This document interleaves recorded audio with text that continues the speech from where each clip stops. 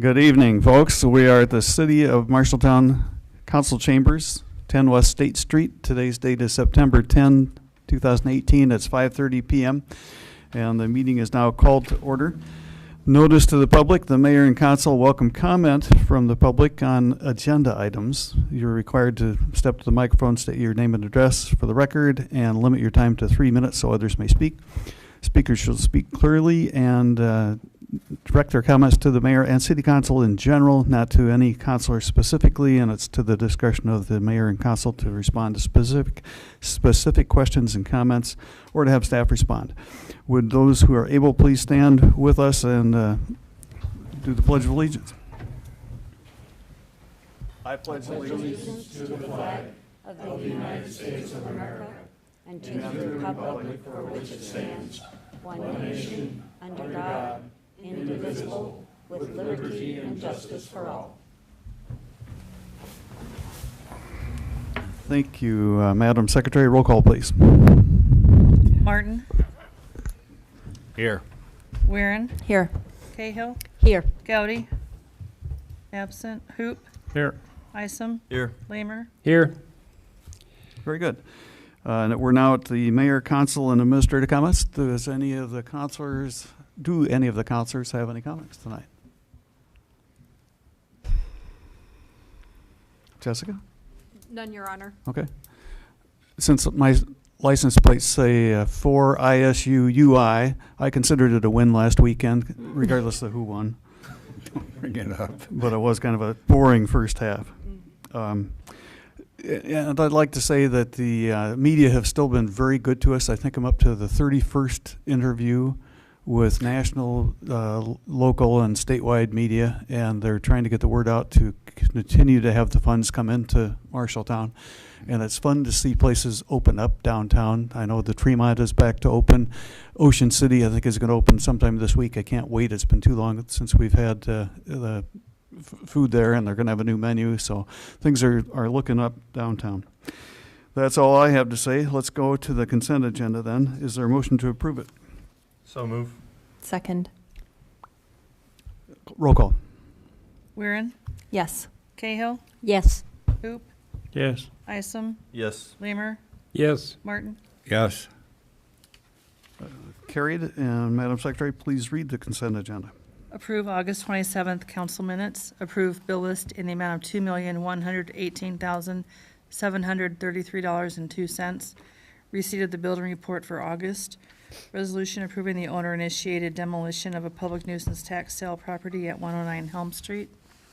Resolution approving a memorandum of understanding with Central Iowa RSVP for volunteer coordination services. And approved new tree trimmer application for John Harding, 1313 East Madison Street. Thank you. Let's go on to item G then, motions, and please read number 1. Motion to set public hearing for October 8th regarding voluntary annexation request from Interstate Power and Light Company for parcel 831705200005. Is there a motion to approve? I'm sorry, I missed it. Motion to approve. Okay. Second by Weirin. Discussion. Just real briefly, Michelle Sponheimer, Housing Community Development Director. As I said, this is just to set a public hearing for annexation. It's a very small sliver of property that was basically left off when we did the big annexation of Alliance property back over a decade, 15 years ago, whatever it was, of 600 and some odd acres. There was just a little sliver that was left off, so we're just kind of cleaning up some stuff as they're looking to work with Martin Marietta on a project. Any objection to it? No, so thus far, no staff objection. I'd recommend cleaning that up. No objections from the public? Well, this won't be actually the public hearing yet. This will just be to set the public hearing. You're right. Yep. Thank you. Thank you. Let's do the roll call. Cahill. Yes. Gowdy. Absent. Hoop. Yes. Isom. Yes. Lamer. Yes. Martin. Yes. Weirin. Yes. Very good. Carried unanimously. And on to reports. So Kylie Leisure of the Vision Marshalltown as Executive Director is to give that update.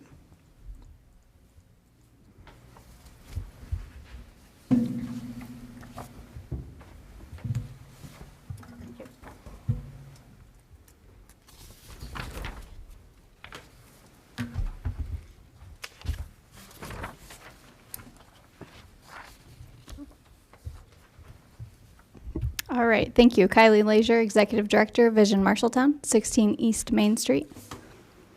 So as we're entering year 2, I wanted to give you an update on Vision Marshalltown and our goals. And we spent a lot of year 1 doing a lot of learning, and I'll also share some of that information with you as well. So as seen in the handout, and then I've also pulled up on the screen for the audience, our mission statement is that Marshalltown embodies the pride, passion, and purpose of a global community rooted in hometown Iowa quality of living. And our vision statements are to showcase exceptional educational opportunities, offer a wide array of housing options and opportunities for families to reinvest in neighborhoods, and have and convey a culture of pride and respect with a reputation as a great community in which to live, work, and play. So those are our 3 tenets that we follow. So year 1 history for us. Our board gained knowledge around collaboration and role clarity so we can be a stronger leadership group. We learned that the vision must be shared and jointly owned with other successful entities across the community, not just the responsibility of one. Collaborative board networking is not easy. It needs defining roles of leading versus supporting when it comes to community initiatives. So some of these roles are backbone, that would be the owner. A coalition builder brings people together, an advocate, or a communicator. I'll use this terminology to explain the roles that Vision Marshalltown plays. Vision Marshalltown does not solely own the vision or the execution, but rather shares the ownership with multiple entities. So some of these examples of role clarity for education. Our school district and school board are the backbone organization, while Vision Marshalltown supports as a coalition builder and an advocate. The Marshalltown Business Education Alliance is chaired by Dr. Schutte. The role of this group is to assist the execution of the school district and school board plan. Vision Marshalltown is a coalition builder to bring education and business or industry together on the education and training needs of our students. We play an active role in leveraging the high school and also the college as key focus on career and technical offerings that match our local employer needs. Vision Marshalltown is also a communicator for the district, highlighting earned, changed perception and truly marketing the positive outcomes. We must promote and get more believers of our differentiation and our strengths within the Marshalltown schools. So for housing, the city, central business district, and the regional partnership are the backbones, with Vision Marshalltown supporting as a system aligner and a communicator. Because the need is now much larger, the goals of revitalizing 2 neighborhoods and the development of downtown second-story living have been altered. We believe the Vision Marshalltown group can provide the greatest impact by supporting the work of the partners or those backbone agencies. Vision Marshalltown will still be an advocate, coalition builder, and a communicator as we continue to focus on recovery and rebuilding of Marshalltown. An example of this is the support we can give during the downtown city plan. So some of those examples, we could provide assistance when called upon to be an advocate of the plan once that is complete. We could be a coalition builder to help bring people to the table during the planning portion of it. Or we could communicate to help share updates with the public. We also know that the long-term recovery group is focused on human services and families, and we have a number of board members who are on these committees who will keep the Vision Marshalltown board updated on the status and the needs of the community. For community pride, the pride we all experienced post-tornado was incredible, and we have various backbone agencies now, post-tornado and pre-tornado, who help drive pride forward in our community. So our role is to work towards maintaining the momentum that we've seen recently. So our goals are the same as they were before the tornado. Vision Marshalltown plays the role of communicator, amplifier, and coalition builder to the backbone agencies. And I'll dive into the Pride areas a little bit further. So our current projects, earlier this year, we ran a survey to gauge the community perceptions on these 3 visions. Those survey results showed that we had many great things about Marshalltown, but showed a low sense of pride, and also that people don't know what's happening in the community, whether that's an event or just general projects in the community. Research says that in order to truly absorb information, we need 12 different touch points with material. That means to remember and to be able to speak to information, you need to interact with it 12 different times. You can see it, hear it, read it, and have a conversation, but that's still only 4, and you need 8 more interactions to really remember it, walk away from it, and be able to tell someone about what you've learned. So we're using that research to look at better ways to create awareness in the community about everything that's happening. In 2017, we created 6 pieces of Pride videos. The intent was to change the perception of Marshalltown. Claire highlighted the impact that of a community that backs you and wants you to succeed as an entrepreneur. Dylan talked about Marshalltown Pride being people going all in and moving from a they to an us mentality to make this the best city it can be. Tony and Blessy talked about how Marshalltown is a great place to raise a family and is a community on the move with a lot of new developments. AJ talked about how supportive the community is of the police force and veterans, and how it's our duty as community members to spread the positive word. The most recent video highlights the Gallery Garden on Main Street. The garden is in the heart of the downtown and the destruction. Volunteers spent countless hours cleaning up the space and bringing its beauty back. Amazingly, there was minimal damage to the Gallery Garden. The video was actually filmed last fall, but you can't tell if you visit it today and compare it with the video. So you can find any of these videos on Facebook or on YouTube just by searching Vision Marshalltown. Or you could go to the Gallery Garden and see it for yourself tomorrow at their open house at 4:30 for the Kibbe building, which has 3 new businesses, Thrivent, Van Gogh, and Tannen. So these videos were created to increase the image and give a positive voice to Marshalltown. They've been shown during Main Street conferences at the state and national levels, by businesses for recruiting and retaining employees, and shared more than 400 times on social media. We spoke at the League of Cities conference last year with Jessica, where we showed one of these videos. And the net effect is city officials across Iowa being aware of the growth in Marshalltown. We've had cities reach out for best practices or how to start their own transformations. Vision Marshalltown was started with feedback from communities who have undergone similar transformations. So we see the importance of giving back and sharing our knowledge with others who are looking for ways to transform their communities. Based on research by the Knight Foundation, we decided to focus on 4 areas for community pride. These 4 areas are part of a larger list of indicators for why people move to or stay in a community. These 4 groups have committee chairs and community volunteers. Before kicking off these committees last year, we put out a call for volunteers via social media, the TR, and KFJB radio station. But all would welcome anyone interested in increasing the pride in our community. Jessica, as city administrator and the chair of the committee, has a goal to increase our aesthetics of physical beauty, so that's the first one. With the introduction of the Highway 14 corridor study, the committee brought together knowledge of past projects and future desires to identify the need for citywide signage. From that conversation, a wayfinding goal and steering committee were created. And Vision Marshalltown plays the role in providing stimulus and thought leadership to conversations to help grow the community. This project is a very visible example of increasing aesthetics and pride in our community. The second one is chaired by Andrew Potter as his role on the school district communications director. Him and committee have a goal of supporting and helping build Bobcat Pride. Under Dr. Shooting current leadership, great things are happening in our district, but we see the need to put great emphasis on them.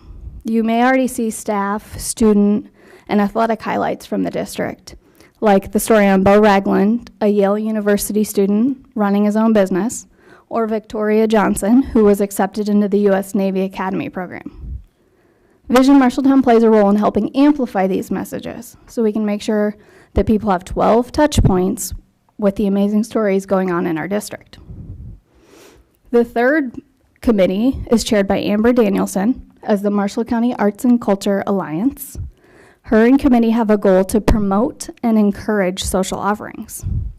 So we've seen the list of events and club offerings in Marshalltown, and we know that we have an extensive list of both. According to the survey results, we weren't lacking things to do, but lacking the awareness of them. So we're developing plans on how we can put greater visibility on the events, clubs, and volunteer opportunities in our community. The community calendar that we use is the Convention and Visitors Bureau calendar of events. We're also looking at how we can spread the word further on these activities.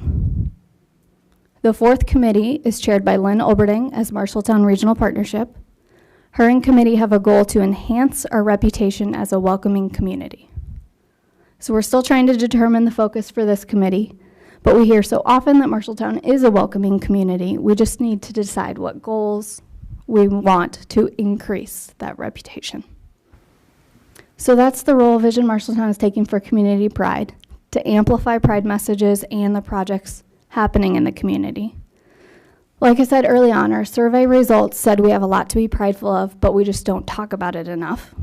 So we need to hear something 12 times to really absorb it and remember it, and we'll be using that approach to communicate and market the many great things happening in our community. We're trying to create an environment where everyone has something positive to say about Marshalltown. To do that, we are creating a 3-year marketing plan. A marketing plan is a way to highlight all the great aspects of Marshalltown. And I gave some examples for education, but in the future that could be talking about state-bound tournaments, staff achievements, or our exceptional learning opportunities. For housing, we could talk about new projects that have been completed or give sneak peeks at new developments. The biggest thing we can all think of right now for Pride is the work being done in the tornado recovery. We'll be looking for these stories that showcase a strong and collaborative community. We have a great and incredible opportunity to change Marshalltown post-tornado. Vision Marshalltown, with its cross-section of community leaders, is uniquely positioned to help drive collaboration of leadership and organizations across the community. We need to plan big and further improve on the positive trajectory of what we know as the great and strong Marshalltown. So thank you, and in the future we hope to have these various committees and their representatives give updates as well as projects move forward. Thank you, Kylie. Any questions or comments? I'd like to publicly thank you for the good job you're doing, and folks, if you haven't seen those videos, they're phenomenal, really. They're very good.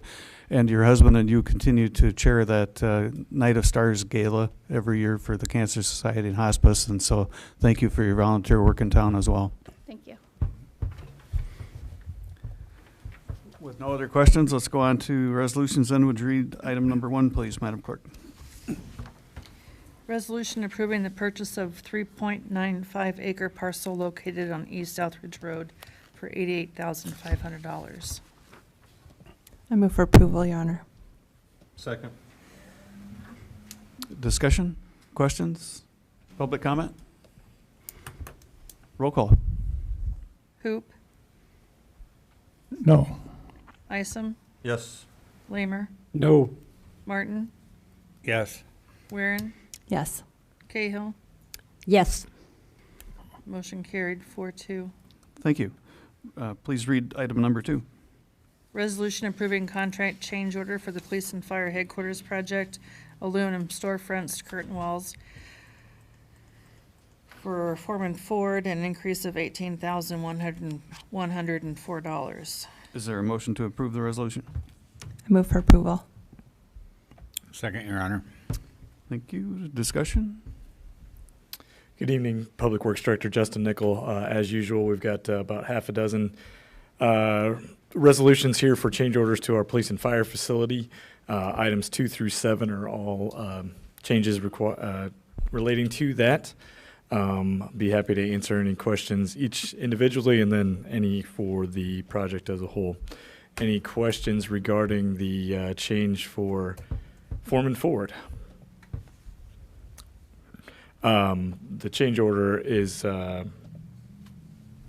right, trying to get my technology here.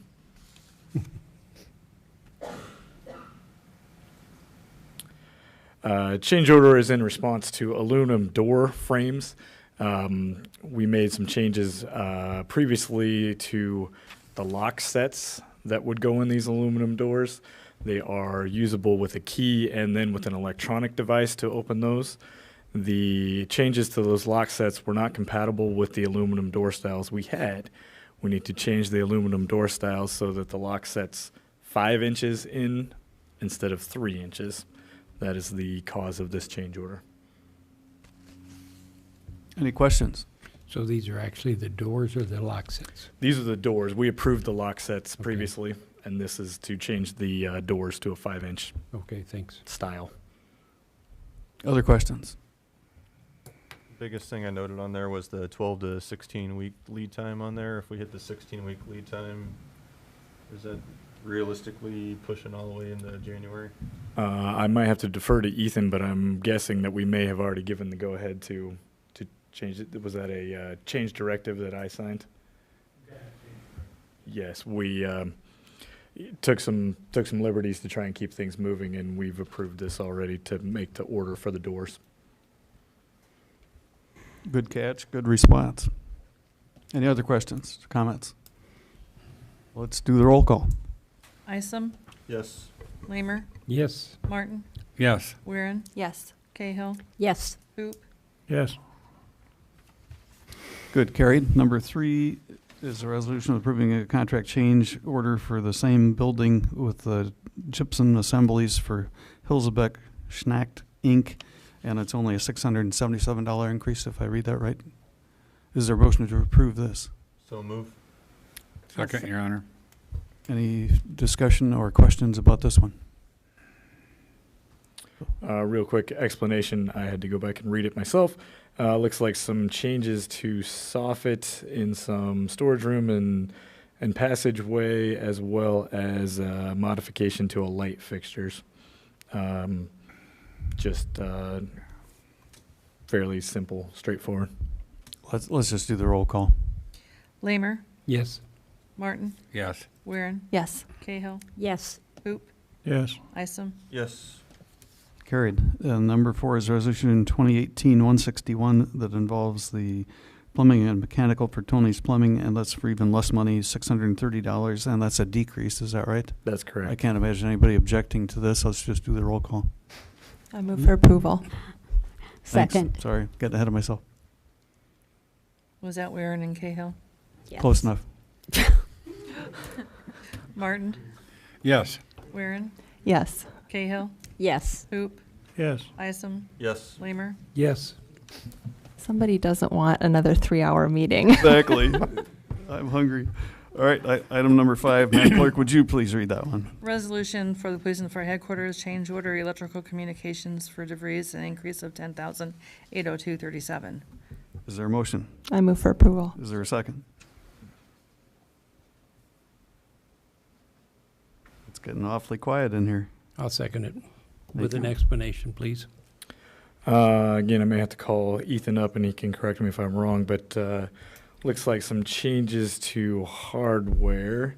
And if we go, this would be for doors and locks again, correct, Ethan? He's going to correct me.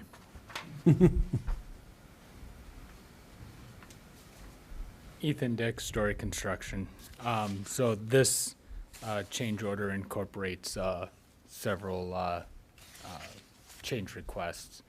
Includes locks, hardwares, some electrical items to bring up to code throughout the project. So they have about 4 different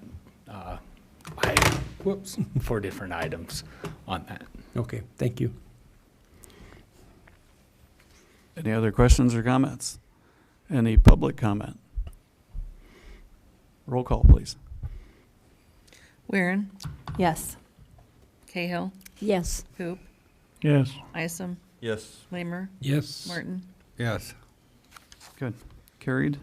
Please read the next resolution. Resolution approving contract change order for general supplies for Garland Construction, and increase of $2,295.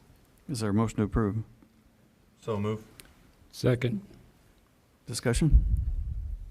The description for this change would be to provide a new door frame for C106A.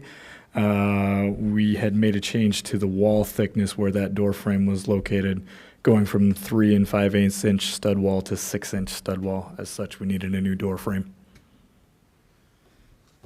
Any questions, discussion, or public comment? Roll call. Cahill, Yes. Hoop, Yes. Isom, Yes. Lamer, Yes. Martin, Yes. Weirin. Yes. Please read the item 7 resolution. Resolution approving contract change order for the membrane roofing and wall panels, Blackhawk Roof Company, increase of $3,163.65. I move for approval. I'll second. Discussion? This one I had to have a little coaching from Ethan on prior to the meeting. Ethan explained to me that we have a parapet above the walls. The primary location I can think of is in the fire wing. The parapet is made of treated lumber. Our stud walls that form the frame of the building on the general form are metal studs. Ethan explained to me through environmental processes, they've changed the treatment of green lumber, and now green lumber is not compliant when it meets up to those metal studs. It'll erode those metal studs. So this is to actually add roofing felt to break the bond between the metal and the wood. The majority of that $3,000 is in labor to install, so fairly simple explanation on this change. Any questions, discussion? Question here. Yes, sir. Yeah, you know, my objections and concerns over the total roofing project, I understand this necessity. I would just like to go over, if maybe Ethan or you, Justin, can, the structure of the roof, the slope, the materials, the layers, as you explained to me in the past. And I think Councilor Hoop was also in on that. Can you go over that for the public again and emphasize the points of strength and longevity of this roof? I'll let you answer that question.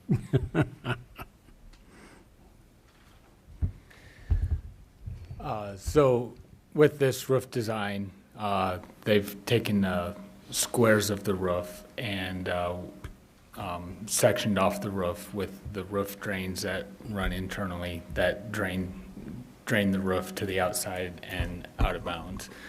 The roof is a insulated built up with the slope designed in the insulation. So you got your insulation build up and then a 60 mil ISO, not the ISO, I apologize, membrane. It's a 60 mil membrane roof. So the roof got, we were able to increase the thickness of the roof membrane to provide a higher quality roof to it. The sloping goes to the drains and then runs it out that way. So that's kind of where it's at. You don't have high pitches because of the number of roof drains that are put into this type of roof. Okay. You gave about a half-hour presentation Yeah. on roofing to me and I other know. councilors before, and I appreciate that. I just want to know that there are, you're taking a course of due diligence on especially the roof, especially since there was concern for it. So thank you. The roof is pretty much dried in right now. So we are dried in, working on getting the parapets capped and everything. But we have it dried in, and you have a manufacturer's visit to verify the roof for the warranty that you get as well. How long is that warranty, by the way? I have to check. It's either 20 or 25 is what those warranties usually go. Yeah, check in there. While you're up there, I know a lot of us are curious, are we still on schedule and under budget? The two major concerns for the building. Yes, we are under budget, definitely. Everything's going well there, and we're needing this dry weather right now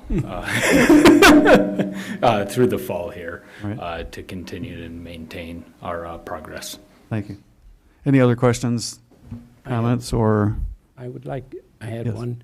I noticed we have bricks moving in and bricklayers. Are they coming? Brick is being delivered. Brick is on site being delivered, and we're working through the brick installation. So they should start pretty quick. So we're hoping so, yeah. Okay, thanks. Very good. It's an impressive trailer, so I know you're giving tours every once in a while. Those watching on TV should avail yourselves of it. It's really pretty interesting to see, and the way they schedule this in that trailer that Story Construction has is really pretty phenomenal, and that is how they keep on track. Any other questions or public comment?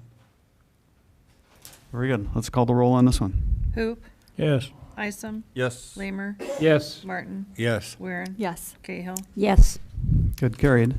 Under J, ordinances, we just have one. Madam Secretary, please read that one. Ordinance amending Chapter 7 Buildings and Building Regulations, Article 3 Dangerous Buildings of the Code of Ordinance of the City of Marshalltown, Iowa, 2013. This is the second reading with a possible waiving of third reading and adoption of the final ordinance. No public hearing is required. Is there a motion to approve it? So move. Any second? Second. Any discussion? That motion was only for the second reading. All right. I would entertain if anybody's willing to make a motion to waive the third reading. Failing that, let's ask if there's any discussion or questions or public comment. And Madam Clerk, did you receive any public complaints or messages? I have not received any correspondence relating to this ordinance. Okay. Yes, sir.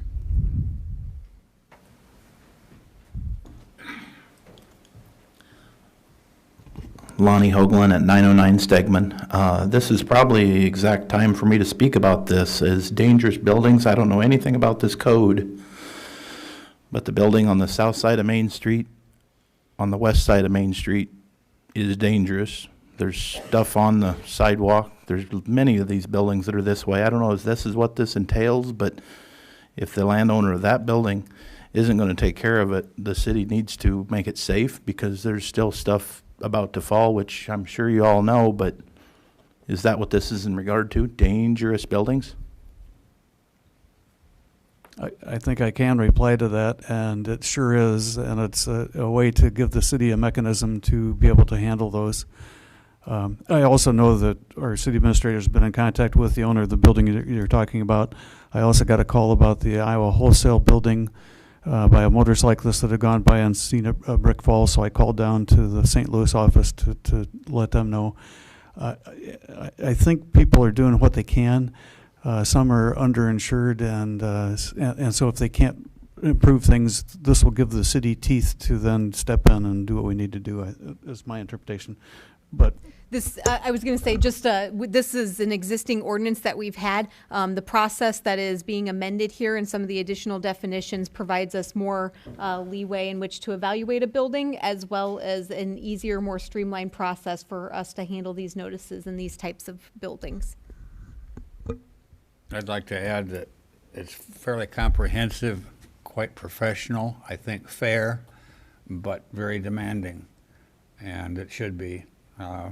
My question is, who is the person or the office in charge of enforcement? It's going to be a combination, I would think, of some people such as the fire chief and and other structural engineers, I don't know. Yeah, I mean, just outside of there being a tornado or anything else that's happened, Yeah. this would be enforcement done by Housing and Community Development, and so that's where things will be coming from. But of course, there are other opinions which go into assessing whether or not there is the damage or a building meets the definitions that are provided in the ordinance. Any other questions or public comment? If not, roll call. Hoop, Yes. Isom, Yes. Lamer, Yes. Martin, Yes. Weirin, Yes. Cahill. Yes. Very good. Carried. Your Honor, Yes. I'd like to make a motion to waive the third reading. Thank you. Second. Any comment, questions, public comment?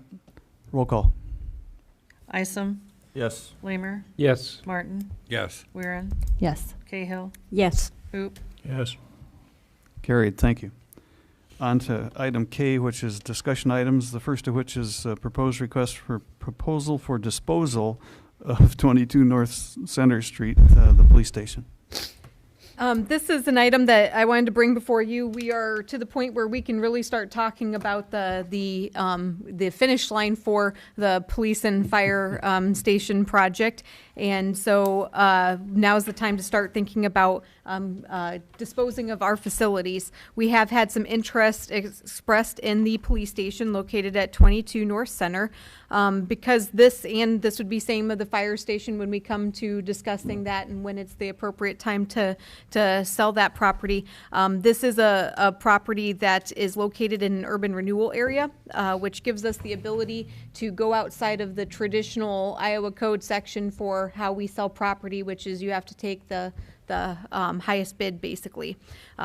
There, as you can imagine, this building is, our next door neighbor. We, as the city, have an interest in what is to be used there as well. And so the way this is written is really leaving it in the judgment of the council as to what is in the public's best interest in terms of looking at use of the property as well as price consideration as well, and any improvements to be made to the property.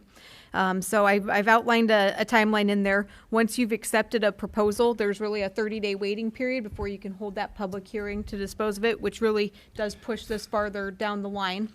But tonight, what I am asking for is your permission to go ahead and issue the request for proposal that's in the packet, and then to assemble a few council members to evaluate what proposals we receive so that we can bring back a recommendation on the October 8th council meeting for your consideration. Are you looking for a motion on that or just discussion? I'm looking for a motion to release the RFP kind of as proposed, but however, I would like there to be discussion of that before somebody does that, if there's any concerns.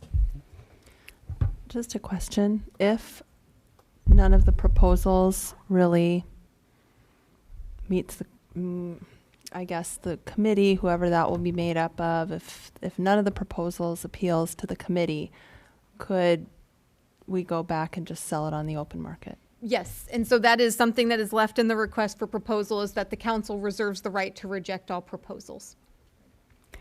Have we used this process in other buildings in our city? I would guess probably not. It is one that in my career I've not used before either. And so it is one where, there are some specific requirements of being in an urban renewal area. And so it's not quite as common. But it is one that gives you all more flexibility in determining, really truly what is in the public's best interest for the future of that property, rather than just a dollar consideration. Thank you. It's my understanding that we do have a nonprofit group that is using some space there right now. They got displaced by the tornado, and we've been able to help them there. Good. Well, is there a motion to direct staff to proceed? I move for approval. Second. Discussion, questions, public comment? Roll call. Lamer, No. Martin, Yes. Weirin, Yes. Cahill, Yes. Hoop, Yes. Isom. Yes. Motion carried. Very good.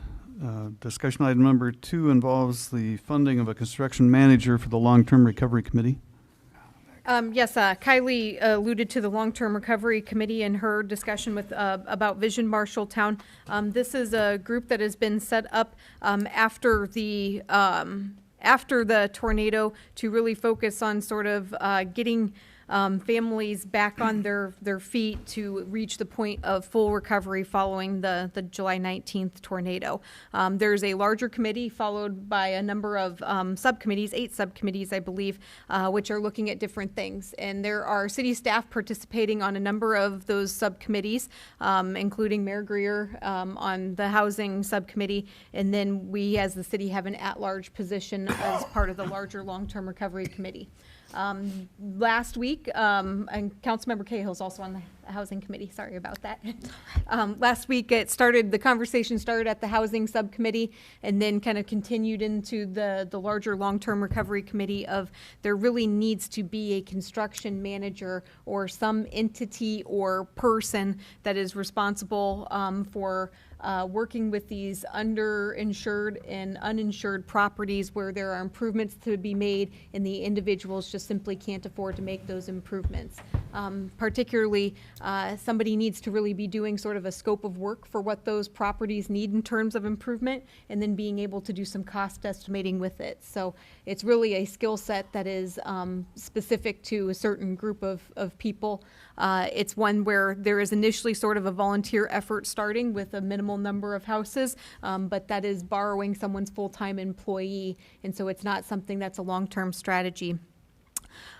There was almost $500,000 worth of local option sales tax in this current fiscal year budget, which you all did not designate towards something. And so what I wanted to bring forward to you for discussion, and if you would like to do so, then a motion to designate some funding to be approved on the September 24 City Council agenda.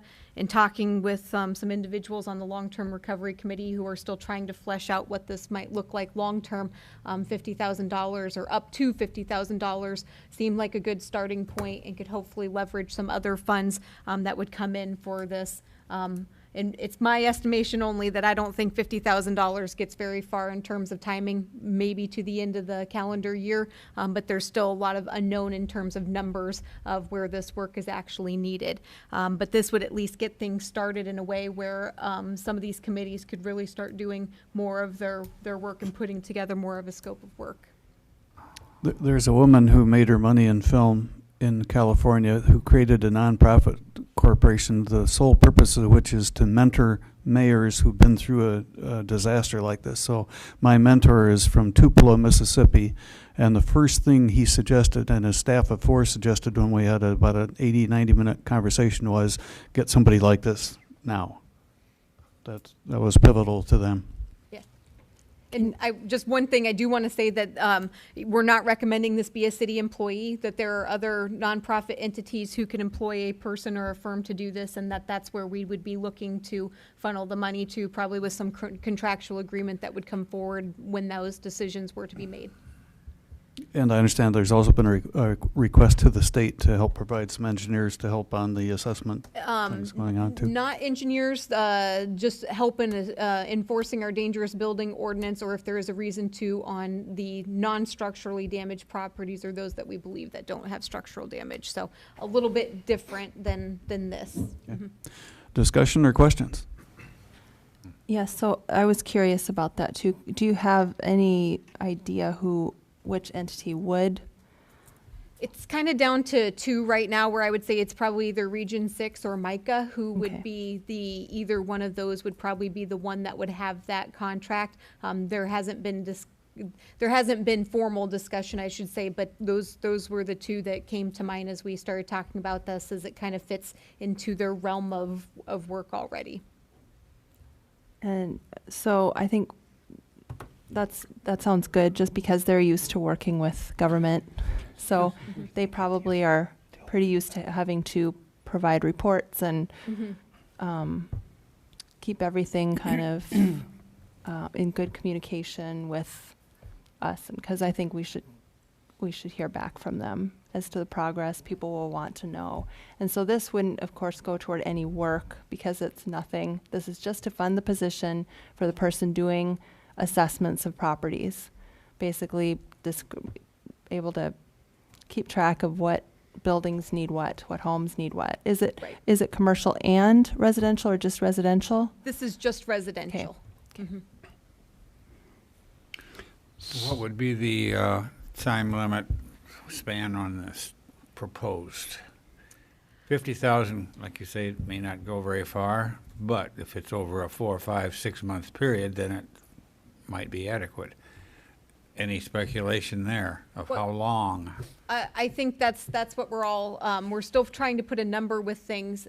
You know, I would say the goal right now is to make as many homes as possible viable for the winter, which is not a big time frame in front of us. And so that's where, you know, there's some necessity to getting somebody in this position sooner rather than later, just so that there is work that can be done by hopefully matching volunteers, donated materials, and then contractors with the projects to get as much done as possible.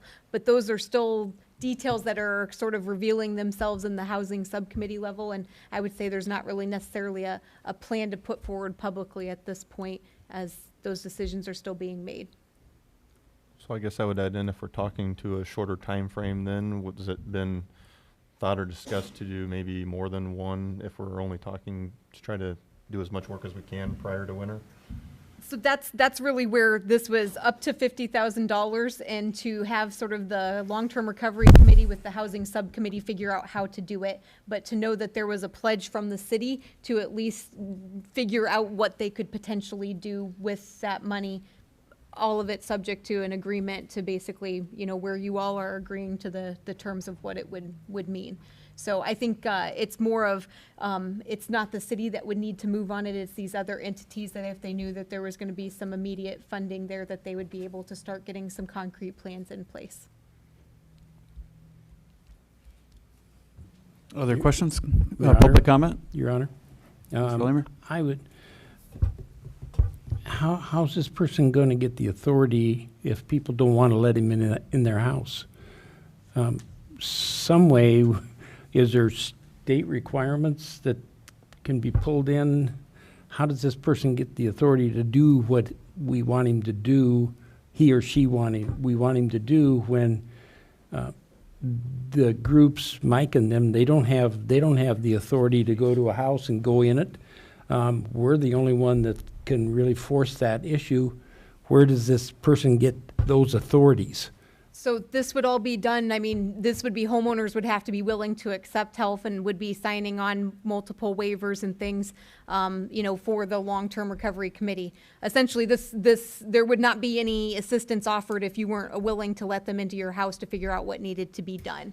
And so that's where it's really trying to connect those who need the resources of, you know, money and labor, basically, to complete some of the work that's needed to be done on their properties. Some of those houses need to be tore down and not rebuilt, and if the people won't let us in, and we don't have the authority to tell them that, we're up a creek. Yeah, and so that's Go actually, ahead. that's happening on our side of things, where we have structural engineers who are going in. If you won't let them into their house, then that's when we have to come back and get an administrative search warrant. And so that is a whole separate process from this. We're trying to identify those homes where the city needs to move forward with our dangerous building process ahead of putting other people in there to figure out what repairs need to be done. So we've really tried to use the FEMA definitions for damage to say anything that's major or destroyed. The city is really taking the active role in those, and that we don't want volunteers or others in those properties to make any damage assessments unless we've determined that it is a structurally sound building that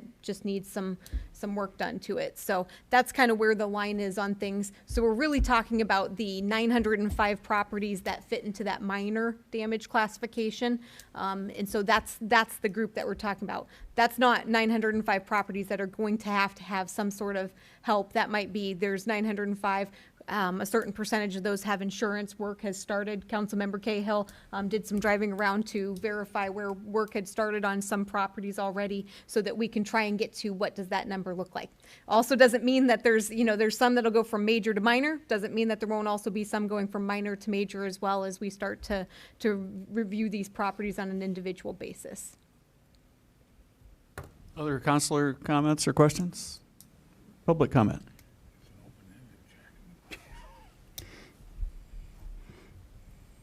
Karen Gregory, Martha Ellen Ty Foundation.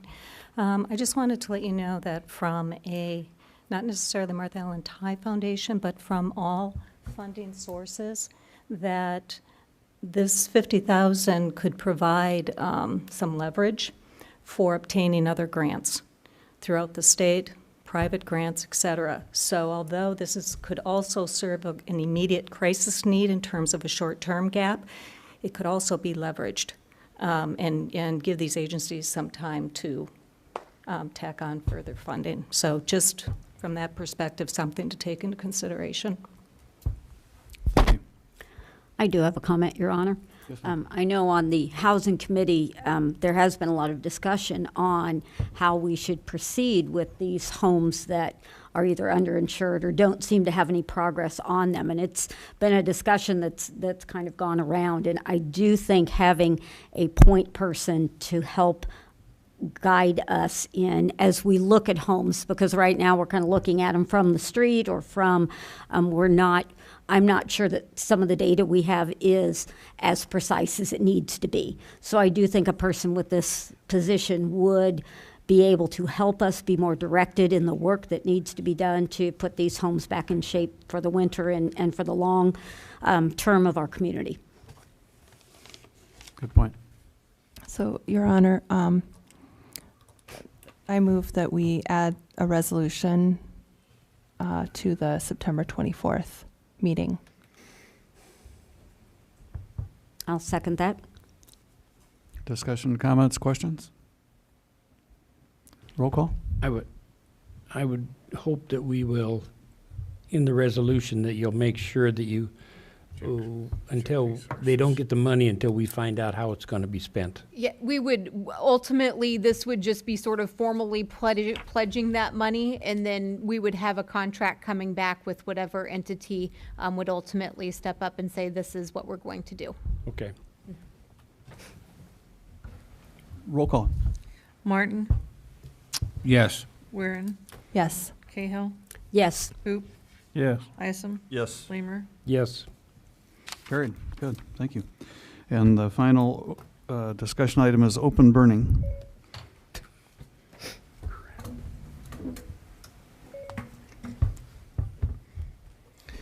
Good evening, Dave Ryerson, Marshalltown Fire Department. So we're in the process of looking at a new fire code, and as a part of fire code, you have to talk about open burning. So in your memo, I put the highlights of our current open burning policy in there for you. I reached out to several fire chiefs from across the state to see what their entities did, and that was also listed in the memo. And as you can see, it's from one end, it's from completely no burning to very liberal burning policies. So I guess what I'm here for is I'm looking for some direction on what the council would like to see. As our ordinance is currently written, you put the fire department in a position of playing civil arbiter between neighbors, because somebody can be burning leaves in their backyard and doing it exactly the way the ordinance says to do, but if somebody calls and complains that the smoke is offensive, then we're required by code to go out and do something.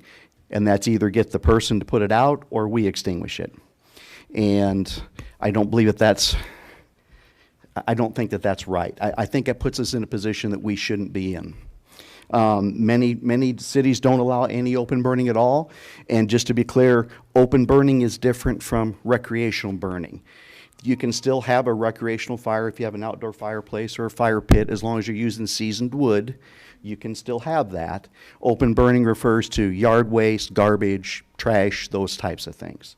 So I guess I'm looking for some direction on where you would like for me to go with this. Do you have a recommendation? Well, the cleanest thing to do is no burning. That is the absolute cleanest thing to do. My feeling, though, is that in a community that has been able to burn for many, many years, that's probably unpalatable to a lot of people.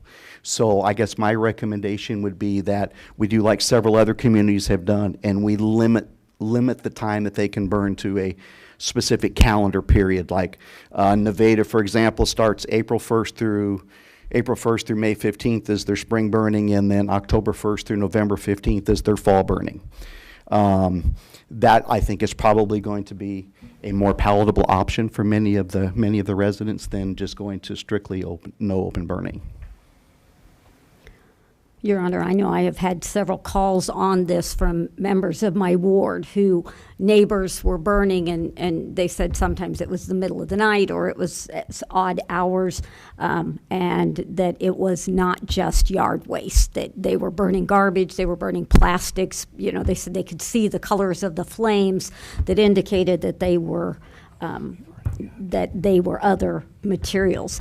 They commented specifically on their medical needs, that this caused that they had to close their windows because it affected their breathing abilities. And so I agree that we need to take care of this or in some way to alter it so that it's not just a free-for-all, as we can burn any time, any place. Again, some of these that were reported to me, I think were out of compliance. And I said, call the fire department. If you see it in the middle of the night, you call the fire department that was to one do of the, that. That was one of the topics that was in my memo, was Yes. the health issues of people. We have quite a few people in our community who have chronic obstructive pulmonary diseases, so asthma, emphysema, chronic bronchitis, that smoke really irritates them and gives them a difficulty, in just normal breathing. We run into a situation where neighbors don't talk to neighbors. It's my right to burn, and I'm going to burn regardless of what anybody else thinks. And then that's when we become involved, and we have to make a civil decision there. So I think something needs to change, but I'm looking for you for some guidance on where you think that change should go. What about staging it in so that for the next 2 or 3 years we limit the time frame, and at the end of that go to no burning, so people know in advance? I mean, we do have a nice compost facility and a way to get people to get rid of their leaves out there. I'm willing to explore. Just give me some parameters to go by. Well, let's go. Well, Chief, I think, if I can, Chief, I think putting the fire department in the middle of consumers is not good. I don't think anything we do will take that away, that possibility. You have burning of garbage, plastics, and so on.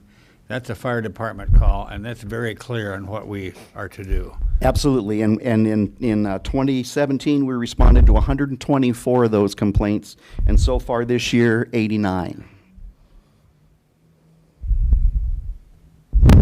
I guess, as one counselor, I would like to hear from members of the public for some input. I pride myself on listening, and I guess I would like to hear more.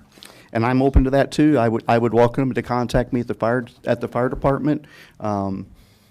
Provide some input on what they feel is fair, or what they feel the direction should be, and we can certainly go from there. We can also, in the vein of public comment, we have SurveyMonkey. We can put out a survey there as well. We could also, if you wanted to, hold some public open houses to just educate people on what the current rules are. That's probably one of the things. I know the fire chief does press releases a few times a year reminding people of what those rules are, but I'm pretty sure that's something that still most don't think about. Well, we're never going to have an ordinance that's going to completely eliminate the illegal burning, because people are just going to do it. But I think the way the ordinance is currently written doesn't work. Mr. Lehmer, you're going to have a comment too. I think we need to do something to change what we've got, but we have to be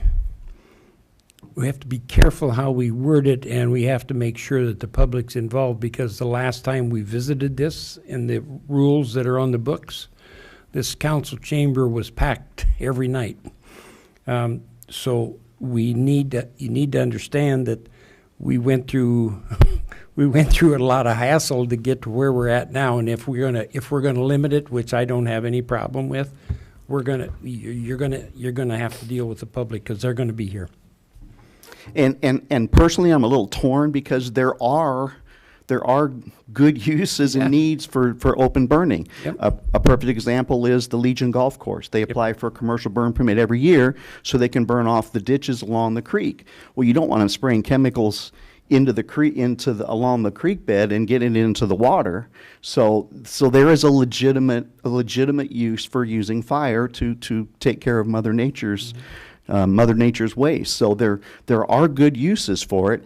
We just need to find a better way. Yes. Any other comments or questions?